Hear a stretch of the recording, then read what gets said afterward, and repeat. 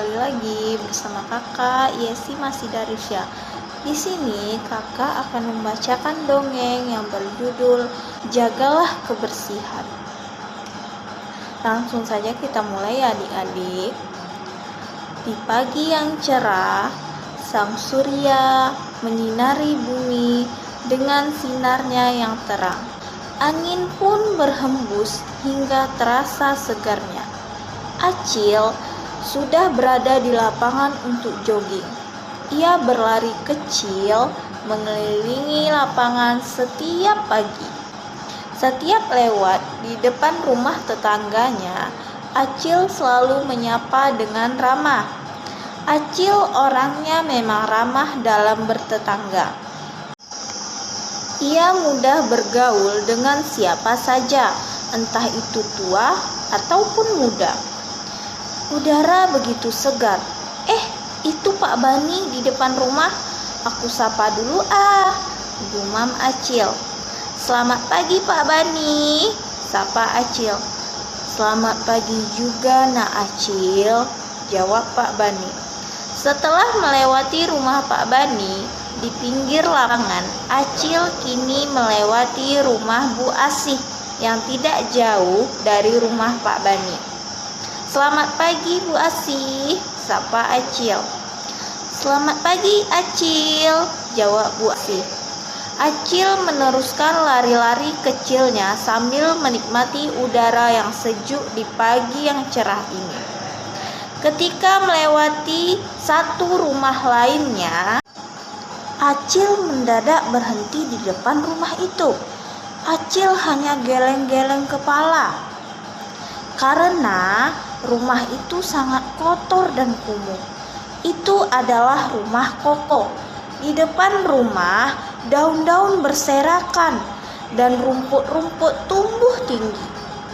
Lalu Koko keluar rumah ingin membuang sampah di selokan depan rumahnya. Koko tidak menjaga kebersihan rumah dan lingkungan, gumam Acil sambil geleng-geleng kepala. Hei Koko, buang sampah pada tempatnya dong, jangan diselokan, ucap Acil.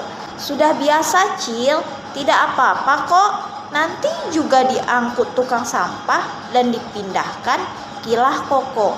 Makanya jangan dibiasakan kok, nanti kalau musim hujan banjir loh karena sampah ini, ucap Acil lagi. Cil, lihat itu, matahari bersinar begitu terang. Tidak mungkin hujan lah. Kamu lanjut saja lari paginya. Jangan suka ngatur-ngatur orang lain, bantah Koko. Acil kemudian melanjutkan lari paginya. Setelah cukup, Acil pulang ke rumah. Dalam perjalanan pulang, tiba-tiba langit menjadi. Acil bergegas dan setibanya di rumah, hujan turun sangat deras. Ia sejenak berpikir tentang selokan di depan rumah Koko yang penuh dengan sampah. Acil khawatir jika hujan tidak berhenti, selokan itu pasti meluap dan mengakibatkan banjir. Sementara itu, selokan di depan rumah Koko meluap. Koko pun kebingungan. Aliran air di selokan mampet karena terhalang sampah yang begitu banyak. Air terus naik dan rumah Koko tergenang air. Koko mondar-mandir, tak tahu apa yang harus dilakukan. Kalau tadi pagi aku menuruti nasihat Acil, mungkin tidak begini jadinya, kata Koko menyesal. Koko berlari ke rumah Acil untuk meminta bantuan. Ia tak sanggup membersihkan rumah dan halaman sendiri. Sampai rumah Acil, Koko mengetuk pintu. Tok, tok, tok. Acil, tolong aku. Cepat buka pintunya, teriak Koko. Ada apa Koko? Kamu kok berantakan sekali? Tanya Acil. Tolong Cil, rumahku kebanjiran. Bantu aku membersihkan semuanya, jawab Koko. Baiklah, ayo kita segera ke rumahmu, ajak Acil. Mereka berdua bergegas ke rumah Koko. Ketika di tengah perjalanan, Acil memberitahu tetangga lainnya untuk membantu gotong royong membersihkan rumah Koko. Para tetangga pun langsung bergegas ke rumah Koko. Mereka bersama-sama membersihkan rumah Koko dan selokan depan rumah Koko. Beginilah akibatnya kalau membuang sampah sembarangan, ucap Pak Bani.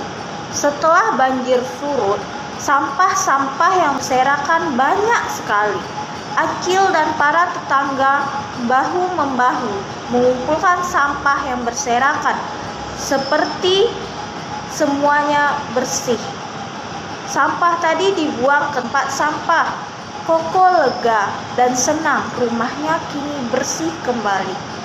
Ia mengucapkan terima kasih kepada Acil dan para tetangga karena sudah membantu membersihkan rumahnya.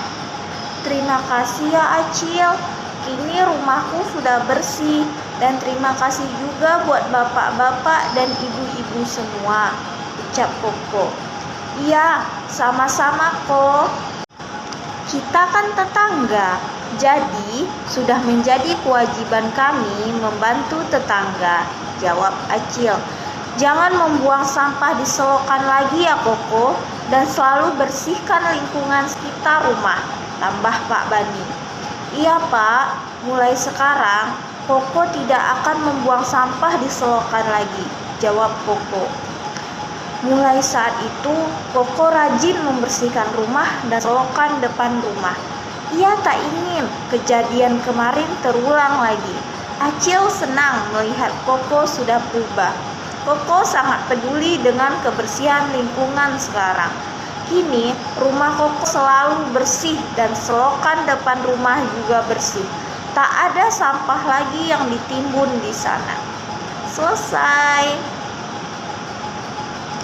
Jadi, adik-adik, dari cerita Koko dan Acil, kita bisa belajar bahwa kita tidak boleh membuang sampah sembarangan, apalagi di dalam selokan. Karena dengan kita membuang sampah di dalam selokan, selokan tersebut akan tersumbat, dan jika terjadi hujan, maka air akan meluap dan akan mengakibatkan banjir. Maka dari itu harus ada kesadaran dari diri kita masing-masing untuk membuang sampah pada tempatnya agar menjaga kebersihan lingkungan. Karena jika bukan kita, siapa lagi yang akan menjaga kebersihan lingkungan sekitar kita? Sekian dongeng yang dapat kakak sampaikan. Lebih dan kurang kakak mohon maaf. Semoga dengan dongeng tersebut adik-adik bisa belajar. Sekian, wassalamualaikum warahmatullahi wabarakatuh.